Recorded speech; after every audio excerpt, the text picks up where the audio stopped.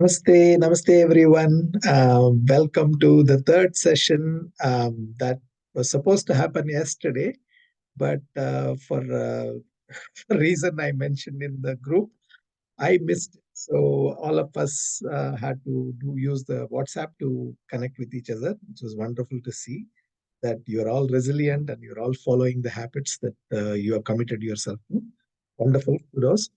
I think my habit is to make sure that I come to these sessions on time and not forget about it. As today, something interesting happened at home. That's why I forgot about it.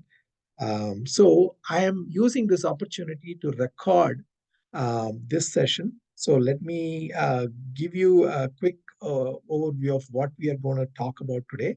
And I'm glad you are going to be watching this on the as a recording for all of us together.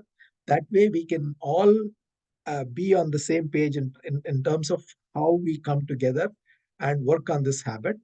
This is, as a reminder, this is the third of the 12 sessions that we are working on. And this session is going to be on an interesting topic that I want to take you through. So let me, without much ado, let me just get started and share my screen, and we'll go from there. Okay, sounds good. So let me. This session we are going to look at what does it take to succeed in the habit, and one of the things, obviously, as you might have found out, that is yesterday me not showing up. When I don't follow my habit, it has consequences, not just to me as well as others. I feel sheepish and silly that I could not come to the session, even though I had prepared and discussed a lot of this with Dinesh in terms of preparation. But let me make a quick assumption of that. My habit is, suppose it was to reach the sky. I want to ask you, which ladder would you recommend to me? I'm going to share three ladders in the picture, which is there. I have named them as 90, Shaky, and Richie. I'll tell what it means so that you can make a recommendation to me when you are watching this on the recording. First, let me explain 90. 90 is a ladder that is starting from the ground and going all the way up to the sky. It is not leaning on any wall, right, as a typical ladder would be. So it is vertically going up from the ground. So far, so good. So that's why I'm calling it 90, because it's 90 degrees in the engineering parlance. The second one is also a similar ladder, except it is supported by a couple of people. As I'm climbing up, a couple of my buddies are supporting me, but because it's not leaning on it or it's not grounded on anything, whereas the first 190, you can assume that perhaps it is dug in the ground, and it is standing steady without anybody's help. So the second one is shaky, and because two people are supporting it, as I climb up, there'll be some movement in the ladder. The third one is what I call a Ricci, because there is no enough sufficient rungs which are close by so that it is easy for me to climb. It is far apart. The ladder rungs are far apart. So I have to really reach and put my leg up so that I have to climb like that. So far, so good. So given these three ladders, which one would you recommend to me, given my habit is to reach for the sky? Figured out? Why didn't you type it in the WhatsApp when you are reading, when you're watching this? If you had done this in person, we would have done it as a sharing in the group. But let me move on to the next slide, given this idea, right? So, how do we track habits? This is what we are going to look at today. The whole idea is we want to make sure that we succeed, right? In order for us to succeed, the ladder that will take us to the sky must be easier to climb. It is safer for us to climb. And also, it's a better way to do it than just me sitting on the ground and jumping up at the sky. Okay, so it has to be a tool that will help us to reach to our habit. So there are three main ingredients for the easier, safer, and better aspect of this ladder or this tool that we are going to use for our way to success. The first one is what I call the importance. The second one is the methods. And the third one is the guidelines. We will take each one of them one by one. So, okay. So, for the importance, why is it important for us to track our habit? The reason for tracking it is almost four benefits you will get out of it. One is, first thing, if you track anything, you will become focused and pay attention to what you are tracking, or when you something happens, you will be able to look at it. For example, let me give you this example. I walk every day 10,000 steps. I talked to you about. This is my tool which will help me track. So every day I can take a look at it. So if I'm not walked enough, it'll show me the red line. Today I'm not walked enough because it's in the morning, and some days I miss it, so it'll show me that. And I become self-aware. Therefore, I can act on that awareness and act on that focus and move forward. That is number one. Second thing is I keep myself accountable to my own goals, which I have set for myself. And it also acts as a motivation tool for me to keep motivated on the goal for that given day, so that when I grow and reach that goal, I can celebrate. For example, some initially when I started off on this activity, when I reached the goal, I used to incentivize myself with a small chocolate or something that will keep me motivated as a positive association. And this is the reason why it is important for us to be self aware, be accountable to ourselves, and motivate ourselves through some reward system that initially will get us going in the direction. The idea is to set ourselves up for success, right? This is the first step in the ladder. Obviously, we want to make sure that each step is close by so we can walk easily. So the next one is around how do we track it? There are various ways to track it, various tools available. Some people use pen and paper, write it down on a journal. You can take a bullet journal or various models available to write down and say, as you start on the habit that you're doing, in the morning or in the afternoon or in the evening, or at night before you're going to sleep, you can write down saying that how you felt for that day when you are practicing that habit. You can also put some calendar appointments.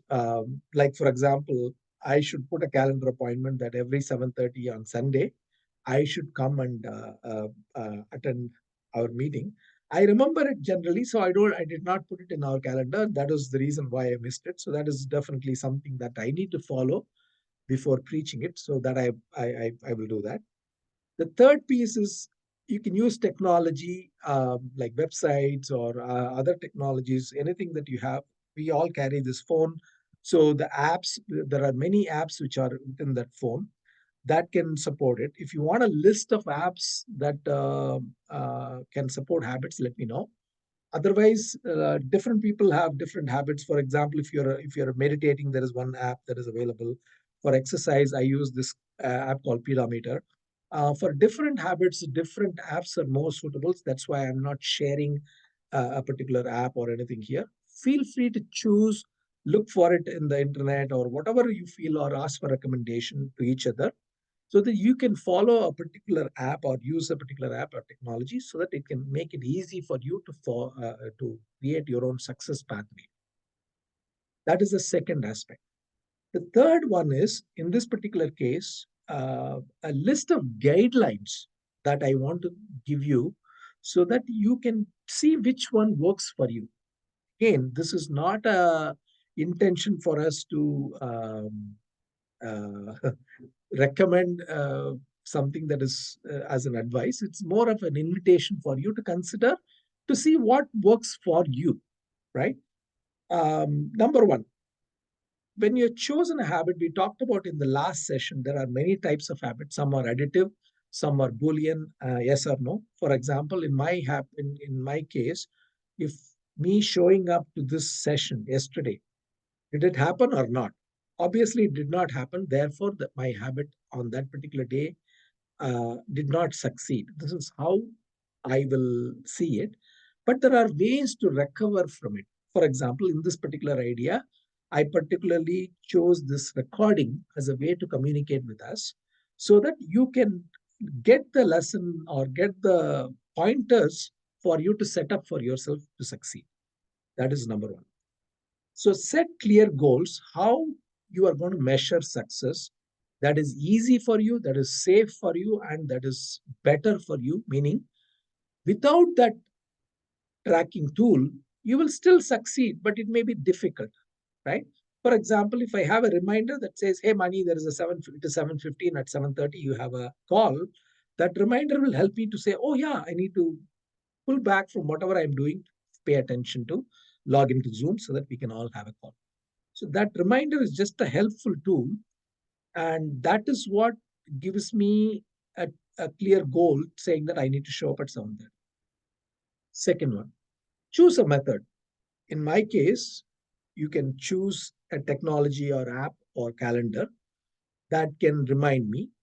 In your case, it may be different. For example, some people are, I know that they are focused on food, some people are eating healthy, various habits that we have discussed in our own group.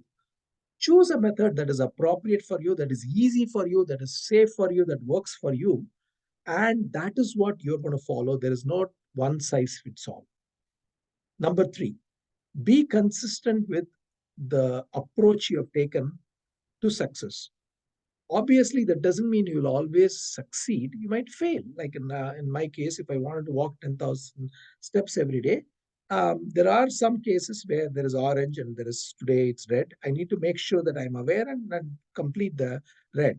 In this particular case, the orange was missed out because 45 steps I was short of for something happened. So if I had paid attention to my own tool, I would have succeeded. And that is the way you can track your own habit. I'm sharing all this stuff transparently and vulnerably so that you can also share whether some of your habits, some of your methods of tracking, being consistent, does it work for you or not? Not always would work everything in the beginning, right? And that is where the fourth habit comes in, fourth pointer comes in, which is be gentle with yourself in terms of when you do fail, it's okay because you're all setting ourselves for success. Failure is also a stepping stone into success. So we don't need to beat ourselves or kick ourselves up in the backside, but be gentle with us because we are learning a new thing and it'll take some time. Remember, first time when you learned something like driving a cycle or driving a car, it was not easy because there are too many things that was going on. It will take some time, and sometime also when you're even after you perfected it, you might fall back because there are various reasons. We call this as unconscious incompetence to conscious incompetence to conscious competence and conscious creativity, where some people say it's unconscious competence also. Either way, it's fine. At this point of time, our objective is to make sure be gentle with us and be what do you call honest with us to some extent. We don't want to cheat ourselves saying, "Oh yeah, I kind of sort of made that habit." We have to be honest in saying that, yeah, I met the habit, met the success for that day or success for that particular time period, or if not, I did not meet. What do I do to make it different, right? And then the last one is reflect. When you reflect on this, whether it is success or failure, it will tell you what cost you to succeed or what cost you to fail. Both can be wonderful learning pointers for us to share with others. The objective is that we are doing it as a team. One person's success feeds other to succeed in their journey also. So it's not just about our success and that we don't want to just leave it at that.